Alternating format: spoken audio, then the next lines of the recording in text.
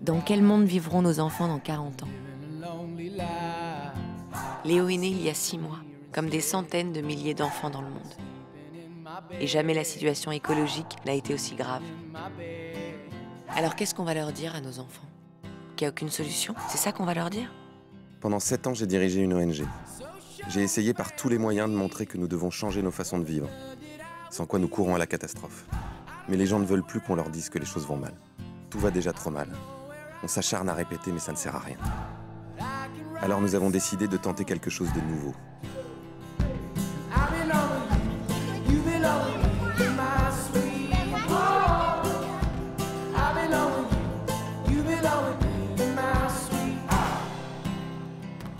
Gandhi disait « Montrer l'exemple n'est pas la meilleure façon de convaincre, c'est la seule ». Partout sur la planète, des hommes et des femmes inventent un autre monde, qui respecte la nature et les humains. D'autres façons de faire de l'agriculture, de l'économie, d'autres formes d'éducation, de démocratie.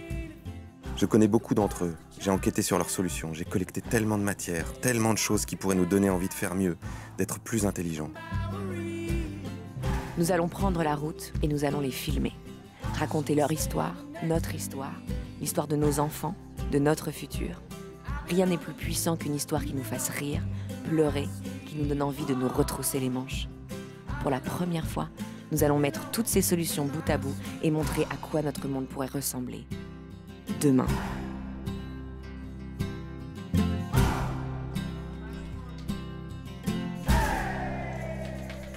Dans ce documentaire, vous dénoncez tous les deux, enfin toute l'équipe en filigrane, les dérives du système ultralibéral qui gouverne malheureusement le monde aujourd'hui, mais vous allez plus loin, surtout en allant chercher les solutions qui existent pour dire que finalement, demain, la vie sur Terre est possible à condition de. Alors, quelles sont les motivations qui vous ont poussé tous les deux et toute l'équipe pour aller plus loin dans la réflexion? Moi, ça fait des années que je me rends compte que malgré tous les efforts qu'on fait pour expliquer que la situation est dramatique et que il faut se mobiliser pour, à la fois pour le climat, mais aussi pour la biodiversité, pour la faim dans le monde, pour les inégalités économiques, ça bouge pas tant que ça. Et donc, je me suis demandé pourquoi. Et parmi les raisons que j'ai trouvées, je pense que pour agir, on a profondément besoin de pouvoir se projeter, d'avoir une vision. C'est un peu comme dans une entreprise, on a besoin d'avoir une vision pour pouvoir décliner ensuite une stratégie. Et cette vision-là, moi, je ne la trouvais pas dans les propositions des écologistes ou des ONG. Je voyais surtout de la dénonciation. Donc on a travaillé vraiment à faire en sorte que une image désirable du monde de demain puisse émerger de ce qui existait déjà et qui fonctionne. On connaît la plupart des solutions à la plupart des problèmes qu'on rencontre aujourd'hui, que ce soit dans l'agriculture, dans l'énergie, dans l'habitat, dans l'économie, dans l'éducation, dans la démocratie. Donc, à partir de ces exemples qui existent déjà, on a tâché de tisser une histoire qui donne envie aux spectateurs à la sortie du cinéma d'habiter dans ce monde-là. Et comment s'est faite la rencontre avec Mélanie Laurent justement sur ce projet? Elle a été déjà, elle était sensibilisée puisqu'elle a fait partie de l'équipe où elle a signé tous candidats. Oui, c'est à cette occasion-là qu'on s'est rencontrés justement. Elle avait rencontré Pierre Rabhi lors d'un dîner avec Daniel Mitterrand. Elle lui avait donné son numéro de téléphone en lui disant si je peux vous aider en quoi que ce soit, je le ferai avec plaisir. Et donc je l'avais appelé pour lui proposer de participer à cette campagne. Et à l'issue de la campagne, on est resté en contact. On a commencé à se téléphoner ou à s'envoyer des messages régulièrement. Et un jour, elle m'a demandé si je pouvais l'emmener pour voir des solutions justement qui participaient à réinventer la société. Et je l'ai emmené à la ferme du Bec-et-Loing, qui est l'une des destinations du film. Et justement, cette ferme-là, en Normandie, prouve qu'il y a une autre manière de cultiver, de faire de la culture vivante face à une agriculture mortifère. Oui, ça montre surtout qu'en renversant complètement la logique, c'est-à-dire en arrêtant d'utiliser du pétrole, des pesticides, des fongicides, enfin des produits pétrochimiques dans l'ensemble, en arrêtant d'utiliser de la mécanisation qui nous oblige à avoir des champs immenses et la plupart du temps en monoculture, où on a tout rasé pour s'adapter aux machines, on pouvait avoir une productivité qui est jusqu'à 10 fois supérieure à ce qu'un maraîcher classique peut faire avec de la mécanisation. Et là, en s'inspirant des écosystèmes et en essayant de comprendre comment la nature est naturellement fertile et de reproduire ça à des mécanismes agricoles. Et ils ont mené une étude avec l'INRA et AgroParisTech qui montre que là, sur 1000 m², donc c'est une toute petite surface, c'est 10 fois plus petit qu'un hectare, ils sont capables de produire. Donc là, ils ont fait l'étude en termes de chiffre d'affaires parce qu'ils voulaient montrer que on pouvait créer un emploi sur une petite surface. Ils en sont à 54 000 € de chiffre d'affaires sur 1000 m². Donc ce qui est vraiment relativement similaire à ce que des agriculteurs font sur des surfaces 10 fois plus importantes d'habitude. Donc c'est vraiment porteur d'espoir. Et dans le domaine de l'économie, vous avez aussi porté un regard attentif, notamment sur la création d'une banque suisse WIR, avec une monnaie spécifique. Alors, peux-tu nous en dire plus à ce sujet ?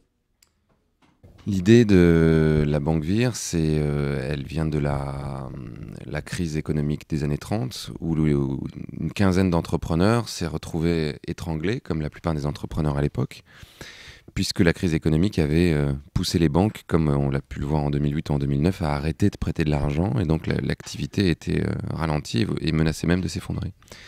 Et ils se sont dit, plutôt que d'attendre que les banques nous prêtent de l'argent, on pourrait peut-être s'organiser entre nous pour faire en sorte de se prêter les uns les autres et de commencer à créer un circuit d'échange qui serait déconnecté du système financier global et qui nous permettrait de mener à bien nos activités. Et ça a tellement bien marché qu'au bout d'1 an ou 2, ils étaient déjà 2000 entrepreneurs et qu'aujourd'hui, ils sont plus de 60 000. Un quart des PME suisses utilisent ce système. Et leur réflexion est de se dire, le jour où il y a une crise économique mondiale, financière, systémique, nous, on a la possibilité de se reporter sur une monnaie complémentaire qui n'est pas sur le marché mondial et qui nous permet de survivre, qui crée de la résilience dans notre système. Et ce système-là, il existe aussi à l'échelle locale. Enfin, vous avez une monnaie locale à Toulouse, donc vous le savez, mais il y a énormément de villes dans le monde. Il y a plus de 4000 monnaies locales qui ont émergé. Et nous, on en a été en filmer une à Bristol, où c'est le même système, où ils essaient de recréer une forme de résilience, mais cette fois à l'échelle d'une ville. Un autre regard porté aussi dans ce documentaire Demain sur une alternative à la gestion, une alternative aussi à la création d'entreprises, notamment chez Pocheco. Hein, donc avec l'équipe d'Emmanuel Druon, qui a d'ailleurs publié chez Actes Sud le syndrome du poisson-lune. Donc là, c'est une entreprise qui produit des enveloppes écologiques, mais qui recycle l'eau. Enfin, il y a tout un travail et où l'humain est considéré.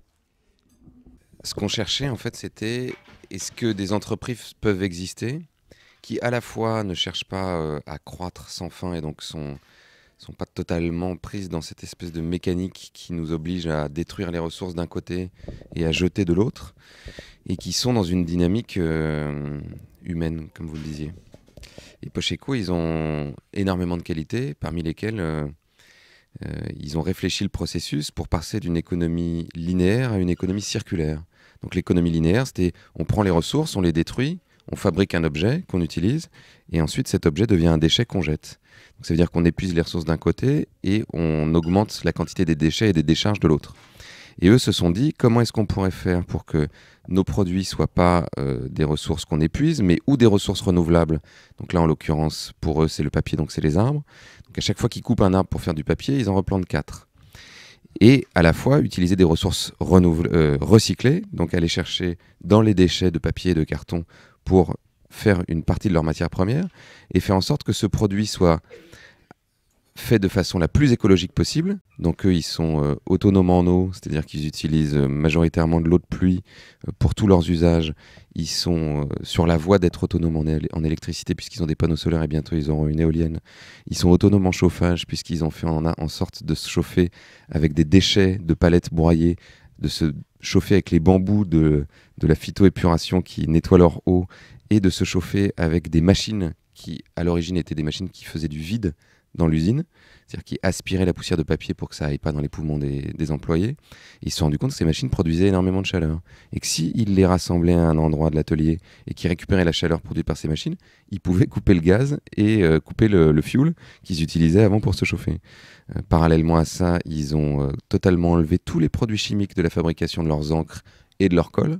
Donc, non seulement c'est plus facile à recycler, mais en plus, quand ils nettoient leurs outils, ils peuvent les nettoyer seulement avec de l'eau de pluie et du savon de Marseille.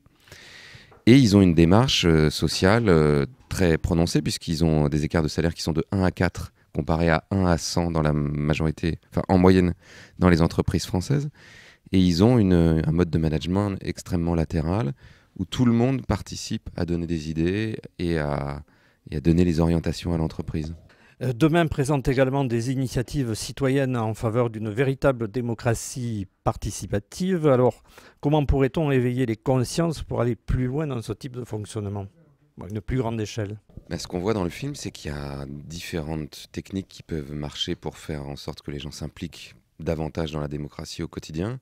D'une part, ouvrir des espaces. Donc là, on a été filmé en Inde, par exemple, enfin, ils appellent ça un village, mais il y a quand même 6000 habitants, donc nous on appellerait ça une ville, puisqu'à partir de 2000 habitants en France c'est une ville, qui fonctionne avec des assemblées citoyennes, qui sont l'équivalent de ce que les Américains appellent des town meetings en Nouvelle-Angleterre, où les gens sont réunis en assemblée et participent à la fois à l'élaboration du programme de leur ville, avec le conseil municipal et le maire, et à la fois sont impliqués dans la mise en œuvre de ce programme. Et grâce à ce mode de fonctionnement, ils ont totalement transformé leur village, à la fois en le nettoyant, en le rendant plus écologique, mais aussi en créant une forme de dialogue social inédit, puisque en Inde, ils ont le problème des intouchables, qui est vraiment une caste qui est mise au banc de la société. Et là, pour la première fois en Inde, ils ont réussi à faire vivre ensemble des intouchables et des non-intouchables dans un même quartier, avec des maisons mitoyennes, et à mobiliser l'ensemble du village, y compris les hautes castes, pour reconstruire l'endroit où les intouchables vivaient, qui étaient des taudis, et en construisant en plus des maisons écologiques. Donc ça, c'est une façon. Et puis il y a d'autres façons qu'on évoque dans le film, comme le tirage au sort. On parle d'exemples au Texas, mais il y a aussi des exemples qu'on n'a pas cités dans le film en Irlande, où il y a eu une sorte de parlement de circonstances qui a été créé avec des gens tirés au sort pour travailler sur 8 articles de la Constitution. Il y a l'exemple islandais dont on parle, où l'Islande a été un des premiers pays à ce que la Constitution soit réécrite par les citoyens, pour les citoyens, et grâce notamment à Internet, pour recueillir tout un tas de propositions par les réseaux sociaux, par YouTube, par Facebook, etc. Donc on voit bien que tous ces gens-là nous montrent qu'une démocratie saine est une démocratie où les gens peuvent au quotidien être impliqués dans les décisions politiques, que ce soit à l'échelon local ou à l'échelon plus national, ou européen ou international. Il y a aussi un regard qui est porté sur une autre forme d'éducation. Oui, on a été en Finlande filmer une école assez extraordinaire, qui est pas non plus une exception en Finlande, puisque tout le système finlandais est sur le même modèle, et qui est très différent du nôtre, en ce sens que c'est le bien-être des élèves qui passe avant le savoir. C'est-à-dire qu'ils considèrent qu'il faut qu'un élève se sente bien, soit épanoui, et soit dans des conditions à la fois de sécurité, de confiance, pour être en mesure de pouvoir apprendre des choses. Parallèlement à ça, ils ont une formation des enseignants qui est extrêmement différente de la nôtre, avec ils axent beaucoup les choses sur l'apprentissage de la pédagogie. Nous, en France, on apprend beaucoup les matières, c'est-à-dire que les profs connaissent bien les maths, l'histoire géo ou le français. Là-bas, ils font des études très poussées sur les mécanismes qui permettent à un enfant d'acquérir des compétences ou non. Et ensuite, ils ont l'occasion de pratiquer in situ dans des classes pendant 2 ans, avant de commencer à exercer leur métier. Et dans ces classes, ils sont observés par des professeurs et des formateurs qui les corrigent, qui leur permettent de s'améliorer. Résultat, quand ils arrivent en classe, ils ont tout un tas de techniques qui leur permettent de traiter chaque enfant de façon différente. C'est-à-dire que ça, c'était quelque chose qu'on a retrouvé dans tout le film, cette idée que pour qu'un système marche, il faut qu'il y ait de la diversité. Et donc eux, leur façon d'intégrer la diversité dans l'éducation, c'est de se dire que chaque enfant est différent et qu'il a donc une façon d'apprendre qui lui est propre. Et qu'il faut trouver la bonne façon pour chaque enfant d'apprendre. Et ils arrivent à le faire parce qu'ils sont en général 2 enseignants dans des classes qui sont beaucoup plus petites que les nôtres, grâce au fait qu'ils ont un système beaucoup moins centralisé. Donc ils dépensent beaucoup moins d'argent pour avoir une administration comme chez nous, qui va à la fois placer les enseignants à droite et à gauche et qui va les surveiller. Donc à la place de faire ça, ils ont mis beaucoup plus d'argent pour faire en sorte qu'il y ait plus d'enseignants dans les classes, qui puissent individualiser beaucoup plus l'enseignement. Alors parmi les personnes qui sont interviewées, nous retrouvons des porte-paroles de ce nouveau monde, je dirais en marche, à savoir Pierre Rabhi, que tu connais bien, mais aussi Vandana Shiva en Inde. Alors comment faire qu'il soit plus entendu, mieux entendu par les dirigeants de cette planète? Pour ce qui est de Pierre Rabhi, on l'a intégré dans le film parce que moi j'ai travaillé avec lui pendant des années et que je le trouve formidable, mais pour le coup, il est de plus en plus entendu. Il n'a jamais été aussi entendu. À tel point que même dans les responsables politiques français, on voit bien qu'il y a un certain nombre d'idées qui ont traversé, que Alain Juppé se mettait à parler de sobriété heureuse régulièrement à une époque, que même les ministres, là, Stéphane Le Foll a invité Pierre régulièrement pour parler d'agroécologie et ils ont que ce mot-là à la bouche. Alors pour autant, ça ne veut pas dire qu'ils mettent en pratique, mais en tout cas, ils ont entendu les idées. Le problème n'est pas forcément que les grandes de cette planète aient accès à ces personnes-là, puisque on voit de plus en plus, et j'étais à l'Élysée il y a encore 3 semaines pour le lancement de la COP21, qu'ils ont conscience de tous ces sujets-là. Et la plupart du temps, ils connaissent les solutions comme nous. La difficulté, c'est qu'on ait non seulement un électorat qui soit suffisamment mobilisé et qui les porte et qui les pousse, et éventuellement qu'on ait des nouveaux leaders politiques ou des nouveaux partis politiques ou des nouvelles formations qui soient en mesure de porter des idées qui aujourd'hui vont à l'encontre du système tel qu'il est construit. Et un des grands messages du film, c'est justement de dire il ne s'agit pas d'attendre que qui que ce soit résolve le problème pour nous, il faut commencer à le résoudre chacun d'entre nous là où nous sommes et faire comme tous ces gens qu'on voit dans le film qui se sont déjà mis en route. Et si les responsables politiques veulent nous suivre, c'est formidable, ça sera encore mieux. Mais même s'ils ne le font pas, c'est pas une raison pour désespérer et pour croire que tout est perdu. Oui, puisque nous avons chacune et chacun une part à faire, c'est la part du colibri.